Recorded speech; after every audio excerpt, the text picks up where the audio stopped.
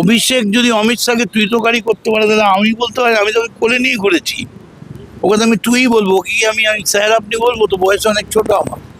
সেটা কল্যাণ কেন করছে, কল্যাণ বলতে পারবে, নিশ্চয়ই কল্যাণে কোনো প্রবলেম হচ্ছে, কারণ কল্যাণ তো আর পাগল নয়, একজন সিনিয়র অ্যাডভোকেট, কিন্তু ওটা অন্য পার্টি অন্য দল, এই ব্যাপারে আমার কিছু আপনারা তো ছিলেন, আপনারা তো কিছুদিন আগে ওই দলকে ছিলেন, নেমে গেছেন রেগে, এবং সেটা ভাইরাল হয়েছে।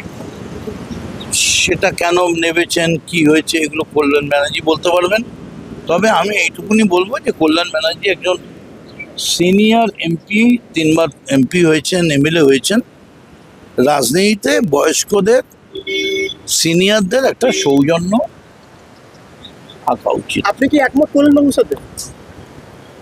সিনিয়রদের যে একটা সম্মান আলাদা থাকা উচিত, আমার তো মনে হয় সিনিয়রদের জন্য আস্তে আস্তে একটা করে বেঞ্চ করে দেওয়া উচিত যত দিন যাবে, কারণ অল্প বয়সী ছেলেমেয়েরা যারা আসছে তারা এসেই যদি 5বারের 4বারের এমপিকে অপমান করতে শুরু করে তাহলে তো মুশকিল হয়ে যাবে।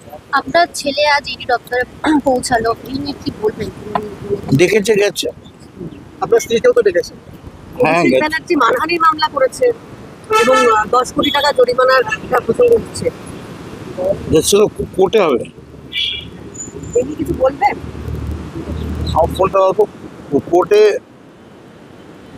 বলবো মানে আমার যা উনি লিগাল নোটিশ পাঠিয়েছেন আমি সেটা লিগাল নোটিশই পাঠাবো। উনি যে লিগাল নোটিশ পাঠিয়েছেন আমিও লিগাল নোটিশ পাঠাবো, এবং আমি আগের দিন আমাকে যা উনি ইডি থেকে যা জানতে চেয়েছে, যা বলতে চেয়েছে আমি যাব এবং আমি কথা বলবো এবং নিঃসন্দেহে আমি তার উত্তর দেবো। মমতা বন্দ্যোপাধ্যায় গতকাল বললেন সবকটা চোর গিয়েছে, ভালো হয়েছে, এমনকি অভিষেক বন্দ্যোপাধ্যায় সবাইকে গদ্দার বলছে। বলতে পারবো না। মানে বকলমে আপনাদেরও চোরই বলা হয়েছে মঞ্চ থেকে, প্রকাশ্য মঞ্চ। এখন যে যার শিক্ষা সেটা থাকে, তাকে সেই সেটাই করে। আর অভিষেককে নিয়ে কি বলবেন? আজকে দাঁড়িয়ে কালকে টুইট করেছিলেন, এই চ্যালেঞ্জ তুইতকারী তো করি।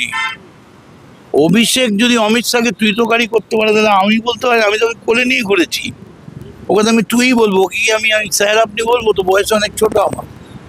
তিনি বারংবার একই কথাই বলছেন, নিজের বাস নিজেই নিচ্ছে। কে বলছেন?